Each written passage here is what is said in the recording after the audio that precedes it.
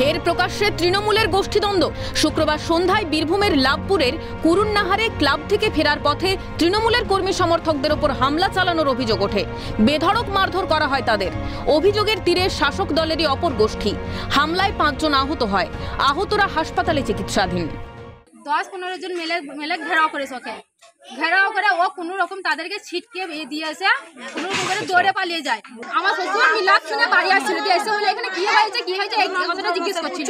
এই কথাটা জিজ্ঞেস করার পরে আমার শ্বশুরকে অ্যাটাক করে দেয় ওরা, যে আর বাকি যে লোকগুলো তাদেরকে ধরে শেষ কর, বেছে বেছে মার তাদেরকে ধরে।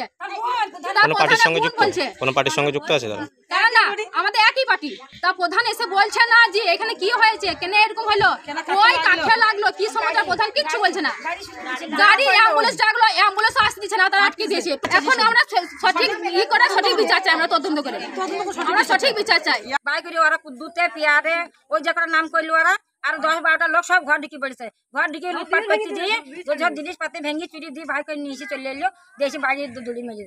আমার তো কিছু জানি, আমার বড় বেটাকে মেরেছে, এ বাড়ির মাস্টারকে মেরেছে, আমার স্বামীকে মেরেছে, আর একটা ভাগ্নিকে মেরেছে। অপরদিকে অভিযোগ ভিত্তিহীন বলে দাবি করেন তৃণমূলের পঞ্চায়েত প্রধান। না, এসব কোনো বিষয় নেই।